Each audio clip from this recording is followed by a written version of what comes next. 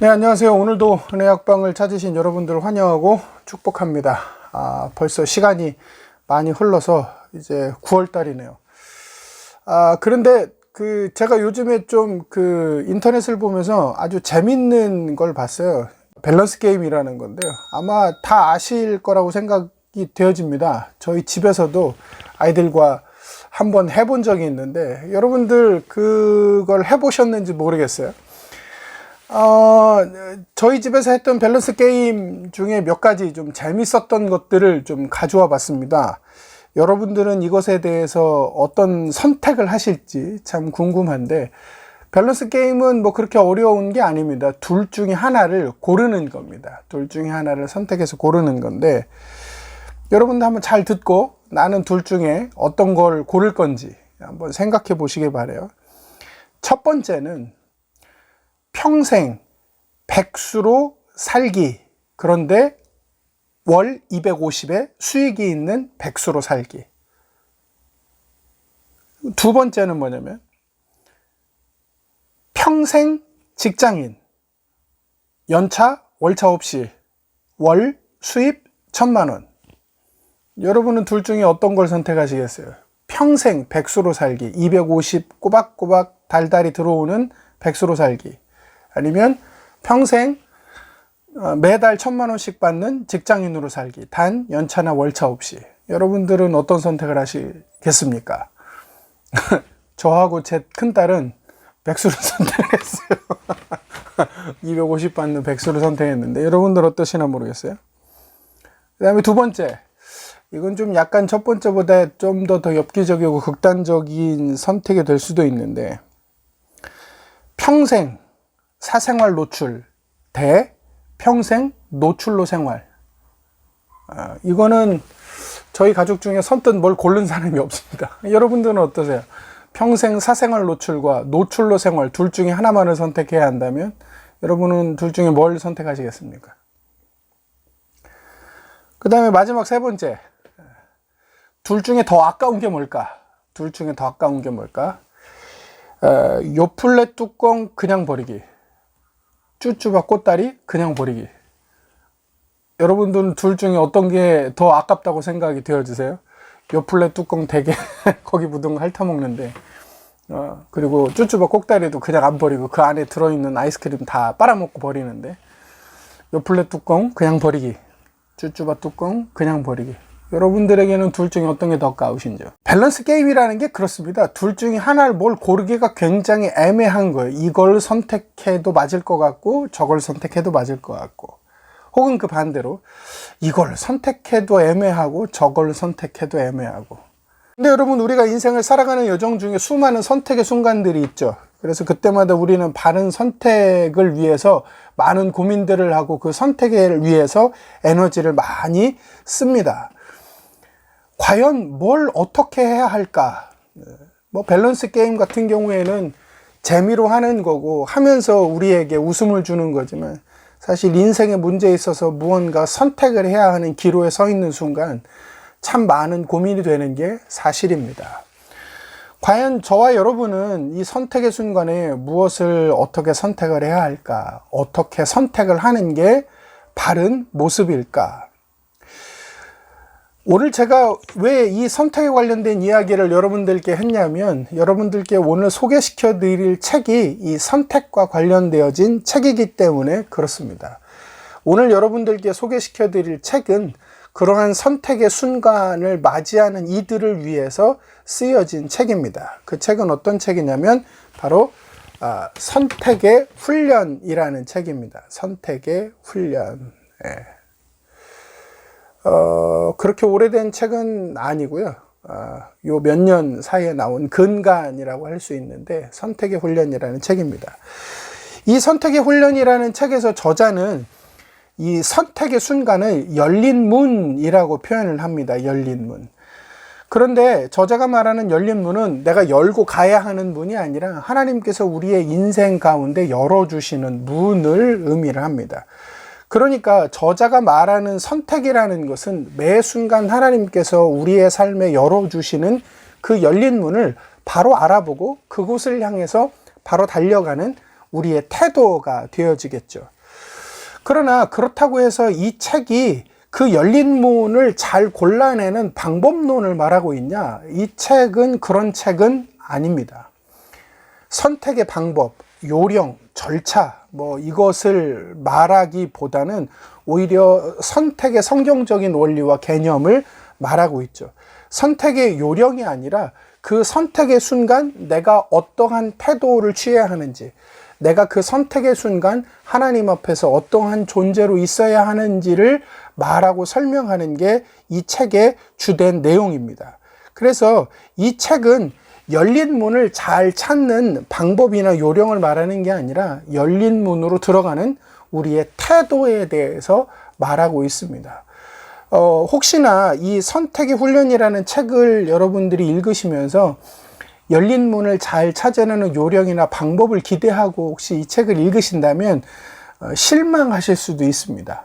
그래서 다시 한번 말씀드립니다만은 이 책은 열린 문을 골라내는 요령을 말하고 있는 책이 아니라 열린 문으로 들어가는 우리의 태도에 대해서 이야기하고 있는 책이다. 다시 한번 강조드립니다. 자, 그러면 이 책이 읽기 어렵냐? 읽기의 난이도가 어떠냐? 읽기 아주 쉽습니다. 굉장히 본질적인 이야기를 말하고 있지만 접근하기에 어렵거나 굉장히 어려운 단어나 표현들로 쓰여진 책이 아니라 아주 읽기 쉽게, 또 어떤 분들은 책을 읽으면서 재미를 느낄 수 있을 만큼의 스토리텔링을 가지고 책이 쓰여졌습니다. 그래서 읽는 것이 아주 쉽고, 그리고 저는 개인적으로 읽으면서 재미도 있었고, 그리고 특징적으로 이 책이 어떤 선택의 상황이나 과정을 말하는 데 있어서 이론들을 막 갖다 쓰거나 어떤 심리학적이나 그런 과학적인 사회 심리학적인 데이터들을 근거로 막 설명하는 게 아니라 성경의 본문에 등장하는 사람들의 이야기, 그들이 겪었던 상황들을 중심으로 해서 이 열린 문으로 들어가는 우리의 태도에 대해서 표현하고 설명합니다. 그래서 저 개인적으로는 책을 읽으면서 그 본문을 통해서 제가 알지 못했던 아주 새로운 장면들과 시각들을 가질 수 있는 시간이기도 했어요. 그래서 이 책을 여러분들이 읽으실 때 그러한 고민과 선택의 상황 가운데 들어가 있는 성경의 인물들을 보면서 나만 이런 고민을 한 게 아니었구나. 이 사람 내가 평소에 설교를 듣고 성경 공부를 통해서 만날 때는 굉장히 대단한 사람이라고 생각했는데 이 사람도 이러한 선택의 기로에서 이러한 고민들을 했고 이러한 결정들을 했구나. 나만 그런 게 아니구나 라는 생각들을 보고 느끼실 수가 있으리라 생각이 되어집니다. 이 책을 읽으면서 저에게 있어서 굉장히 개인적으로 마음에 남았던 문장이 두 가지가 있어요. 그걸 제가 좀 읽어 드릴 텐데, 첫 번째는 뭐냐면 이겁니다.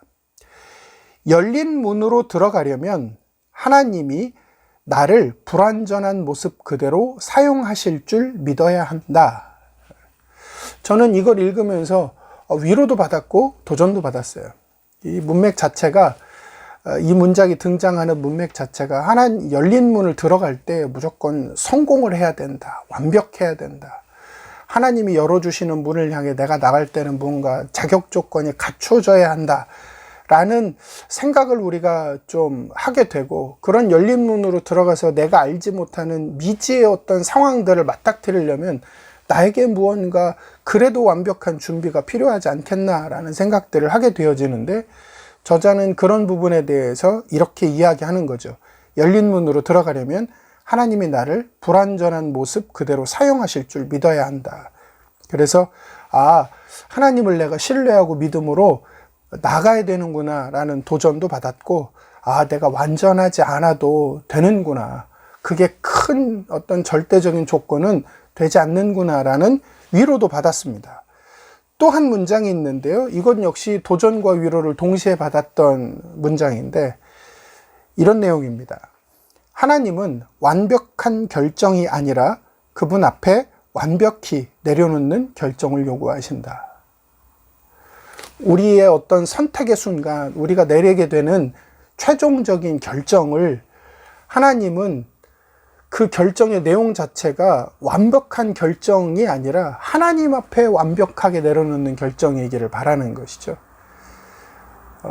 그래서 이 책을 읽으면서 내가 그동안 어떤 선택의 순간에 내가 결정을 하려고 했던 나의 모습은 어디 있었으며 내가 최종적으로 만들어내려고 했던 그런 결정은 무엇을 추구하고 어떤 방향으로 나아가고 있었는가에 대한 부분을 많이 생각하고 고민하게 했습니다.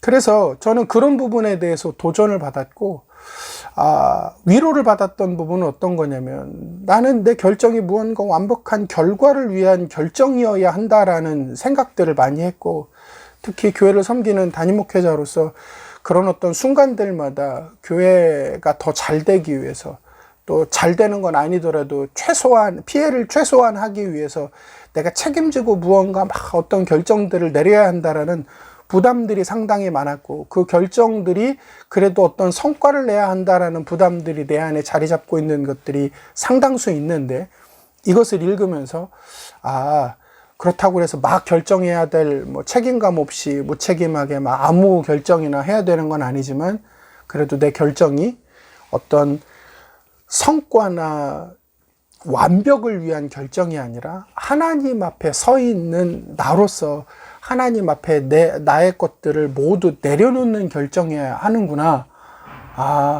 그 모든 것들을 지금 하나님이 책임지시고 계시는구나. 결과에 대한 결정이 아니라 하나님 앞에서의 결정이어야 하는구나 라는 것 때문에 마음의 짐들을 또 이것들을 읽으면서 내려놓을 수 있었고 내가 그동안 내 안에 있었던 분명한 감정이지만 발견하지 못했던 것들을 또 발견하고 위로받고 도전받는 시간들을 가질 수도 있었습니다.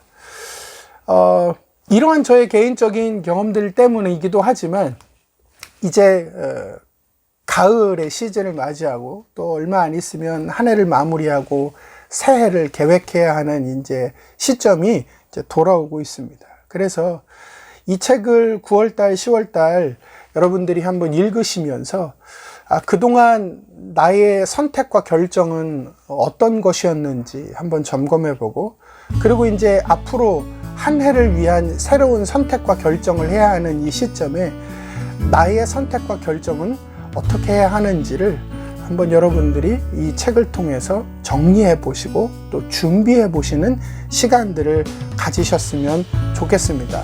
그리고 특히나 지금 지체들 가운데 무언가 선택이라는 상황, 선택과 결정이라는 상황 가운데 있는 분들에게 특별히 이 책을 추천을 드려요. 그래서 이 책을 통해서 여러분들의 그런 결정의 상황에 많은 위로와 또 도전이 있기를 소원하고 축복합니다. 9월달, 10월달 선택의 훈련 여러분들에게 추천드리면서 이만 마치도록 하겠습니다.